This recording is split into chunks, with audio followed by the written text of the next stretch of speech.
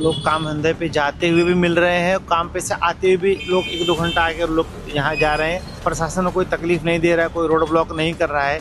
इनके साथ में सबका समर्थन है। तो सिग्नेचर कैंपेन था, हजारों लोगों ने सिग्नेचर दिया। जो जनता इनके साथ है, अधिकारी नहीं। अधिकारी का पुनः जन्म है। ये जो ब्रिटिश काल में जो मर गए थे ना अधिकारी, वो वापस पैदा होकर यहाँ पे आए हैं। इसीलिए हमारे साथ में यह हाल हो रहा है, क्योंकि अधिकारी को एक खड्डा नहीं दिखाई दे रहा है। क्या आज इनका विषय खड्डे का ही है ना। YS रेड्डी साहब जो अभी ED ने उनको जेल में भेजा था रोड के, उसके बगल वाले ही चेंबर में इनको भेजा जाए। हमारे वसई विरार महानगर पालिका की जब से स्थापना हुई है, खाली आप रोड और सड़क का भी अगर आप जाँच कर लेंगे ना, तो हजारों करोड़ का घोटाला मिल जाएगा। तो ब्रिटिश काल में हमारा परिवार था कि नहीं था, लेकिन हमको ब्रिटिश काल के अधिकारी आज देखने को मिल रहे। जो बच्चे छोटे छोटे साइकिल पे भी चलते, वो बच्चे भी गिरते, उन्होंने उस छोटे बच्चे तक को भी सोच के इस विषय को लिया है। ये प्रदीप पचांगे इतना पावरफुल आदमी कैसे हो सकता है कि भाई सिटी इंजीनियर को हटाने की मांग हो रही है और ये आदमी अभी तक टिका हुआ है। अधिकारी लोगों ने हमारे शहर को इतना लूटा है, उतना तो शायद महबूब गजनवी और मोहम्मद गोरी भी इस देश को नहीं लूटे होंगे। गटर के सफाई की बात करिए,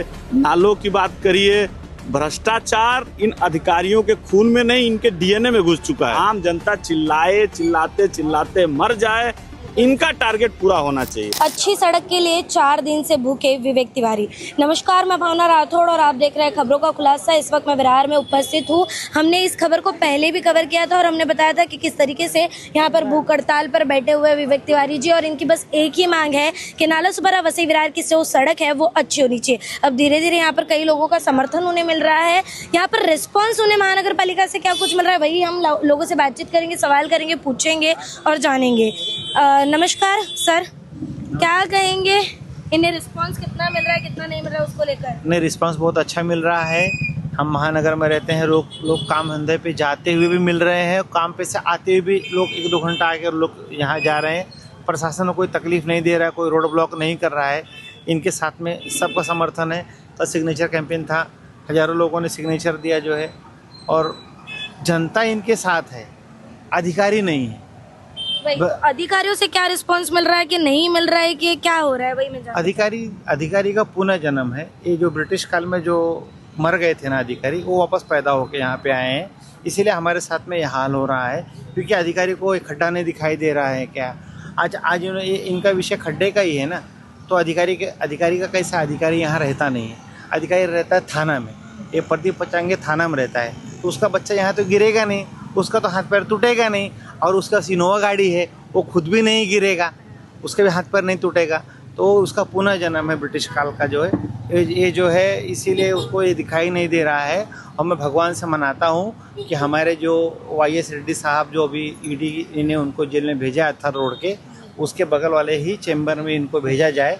मैं जो इनके जो भ्रष्टाचार का जो कार्यकाल है, मैं ED से रिक्वेस्ट करता हूँ कि कृपया करके आप हमारे वसई विरार महानगर पालिका की जब से स्थापना हुई है, खाली आप रोड और सड़क का भी अगर आप जांच कर लेंगे ना, तो हजारों करोड़ का घोटाला मिल जाएगा। इनको भी वहाँ भेजिए रेड्डी साहब के साथ में, उनको भी बात करने के लिए कोई उनका पुराना साथी चाहिए। तो ये वहाँ जाएंगे तो कुछ हमारे वसई तालुका का भला हो जाएगा। आप क्या कहेंगे, वो अब बात करने की परिस्थिति में भी नहीं है, 4 दिन से भूखे हैं, इस तरीके की हालत हो गई है, पर अधिकारियों को कोई असर नहीं हो रहा, तो क्या कहना चाहेंगे? जैसे भैया ने बोला कि ये हमारा नसीब है। हमने तो ब्रिटिश काल में हमारा परिवार था कि नहीं था, लेकिन हमको ब्रिटिश काल के अधिकारी आज देखने को मिल रहे। जो उस समय हमारे लोगों को तकलीफ देते थे, ये अधिकारी आज हमें तकलीफ दे रहे। और जैसा बोला कि उनके पास गाड़ी बंगला सब कुछ है, उनको आम जनता से कोई फर्क नहीं पड़ती। हाँ, लेकिन विवेक भाई ने जो वसई विरार की जनता के लिए कदम उठाया है, मैं आपको बोलना चाहता हूँ कि जनता भी इनके साथ है। आज पूरा सोशल मीडिया पे देखोगे तो सिर्फ विवेक भाई दिख रहे, और उन्होंने ये विषय अपने लिए नहीं लिया है।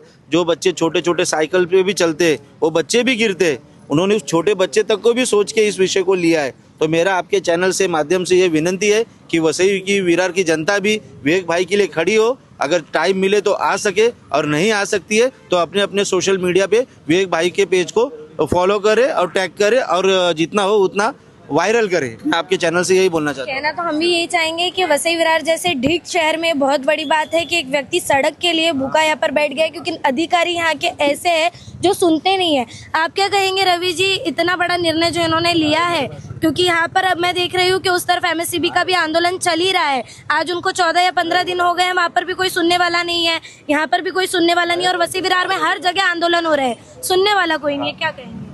यही है कि यहाँ पे एक सेटलमेंट की राजनीति जो चल रही थी, जिसका हमने बार बार अपने वीडियो के थ्रू जिक्र किया, अब वो इनके बिहेव से बिल्कुल पता चल रहा है। आज इनका चौथा दिन है अनशन का, इनकी हालत दिन प्रतिदिन खराब होते जा रही है।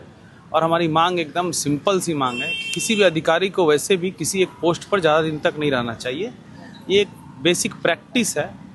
और क्यों एक पोस्ट पे नहीं रहना चाहिए? क्योंकि एक पोस्ट पे रहने के कारण वहाँ पे ज़्यादा वो भ्रष्टाचार करने लगता है। तो एक बेसिक प्रैक्टिस है कि इनको यहाँ से हटाया जाए।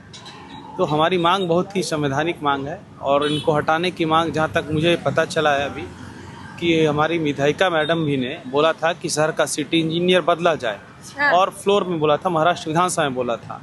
तो हमारा मांग जो है हमारे जनप्रतिनिधि से भी मिलता जुलता है।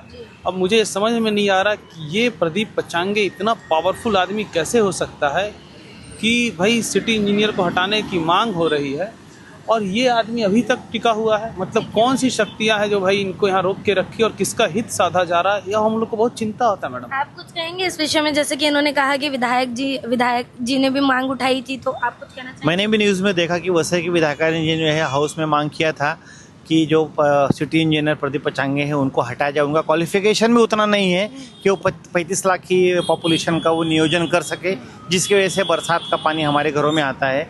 तो उनके कार्यकाल का ही सब कुछ है जो है।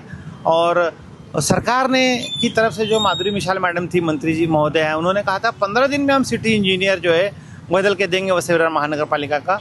और उसी बात का इंतजार करते हुए जब इन्होंने देखा विवेक जी ने कि आज 15 दिन को आज 1 महीना के ऊपर होने को आया है, तो उसका इन्होंने तय किया कि बरसात आ गया है, अभी खड्डे हो गए हैं और जो बदहाल है वसई विरार का, तो इन्होंने फिर उपोषण का मांग रखा है। आप क्या कहेंगे, ये जो 4 दिन से यहाँ पर है, उसके पहले से उन्होंने आवाज़ उठाई थी? ये 4 दिन को अगर छोड़ दो तो उसके 15 दिन पहले से वो सड़क पर उतरे थे, गड्ढों के बारे में बोल रहे थे, और आज इनकी ऐसी हालत है। कुछ कहना चाहेंगे? लगभग 5 साल यहाँ पे प्रशासकीय काल चला है, उस समय कोई जनप्रतिनिधि यहाँ पे नहीं था। इन 5 वर्षों में जो महानगर पालिका जब से इस्टेब्लिश्ड हुई है, उसका जो पीछे का 10 साल छोड़ दिया जाए, मैं सिर्फ इन 5 वर्षों में कहूँगा कि अधिकारी लोगों ने हमारे शहर को इतना लूटा है, उतना तो शायद महबूब गजनवी और मोहम्मद गोरी भी इस देश को नहीं लूटे होंगे। स्पष्ट शब्दों में मैं कहना चाहता हूँ, उतना इन लोगों ने लूटा है।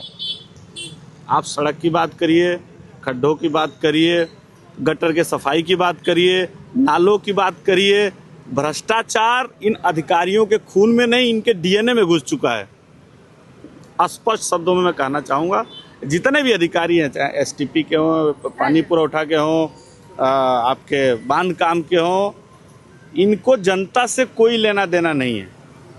इनका एक टारगेट है कि महीने का 2 करोड़ कमाना है, महीने का 5 करोड़ कमाना है। ये अपने टारगेट के पीछे भाग रहे हैं, बाकी और कुछ नहीं। कोई मतलब नहीं है। आम जनता चिल्लाते मर जाए, इनका टारगेट पूरा होना चाहिए।